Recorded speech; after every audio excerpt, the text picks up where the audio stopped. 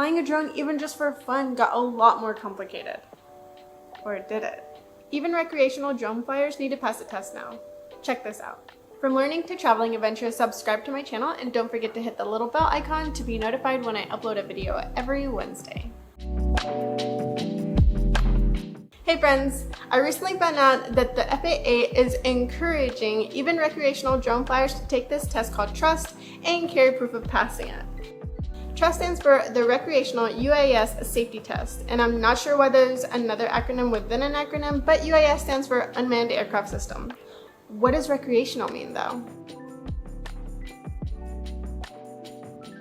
If you're flying for any reason that's not strictly for fun, including work where you get paid, work where you don't get paid, or community journalism, then you'll still need to get your Part 107 license.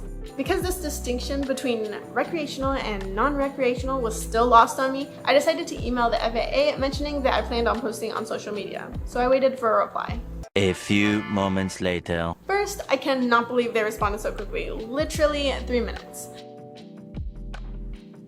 Second, it was a very thorough explanation, which leads me to believe they probably get this question a lot. Lastly, because I'm not posting my footage to social media to generate revenue right now, or advertise a business or organization because I don't have one, then I'm still only required to pass TRUST. This may change in the future, but for now, I'm posting my footage on social media for myself and for my friends. The articles that I read mention that anyone violating these rules may be subject to FAA's compliance program, which is described as on-the-spot corrections, counseling, or additional training. Hello? Was I the only one listening? Otherwise, it can result in enforcement action, which is not really clear what those actions might be. Probably fines. Probably not cake. I've never even been pulled over by a cop, even in my red car, which I heard attracts more attention than the other colored cars. I have anxiety about attracting any kind of attention from law enforcement, so you can see why I did so much research on this. Law enforcement is allowed to ask you for a copy of your certificate, so I'm just keeping a digital copy on my phone. Upload it to the cloud, where it can't be lost, because if you lose it, then you have to take the test over again anyway to get another copy. What do you think of requiring recreational drone users to take a test? TRUST is online, it's free, and the certificate never expires. On top of that, FAA literally says you cannot fail the test.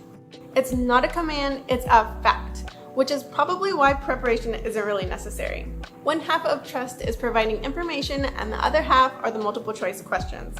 If you get a question wrong, an explanation will pop up as to why your answer was wrong, and then you'll get another chance at the question. There are more than 10 FAA approved test administrators of TRUST, but I went with the Pilot Institute.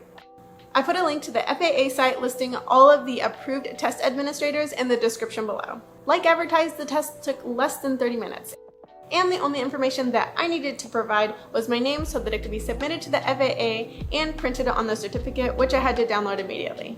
It seems that although technically, at least for right now, nothing is really stopping anyone from completely ignoring this, as the FAA doesn't yet have anything set in place to enforce this. This course was literally released last month. Drones can still be bought online or at stores without any mention of passing TRUST. However, I think it's a really good idea anyway to be safe and responsible and learn a couple of cool rules and regulations around flying drones. It's free anyway, so go do it. So thanks for watching, make sure to smash the like button, don't forget to subscribe, and I'll see y'all next week. Bye!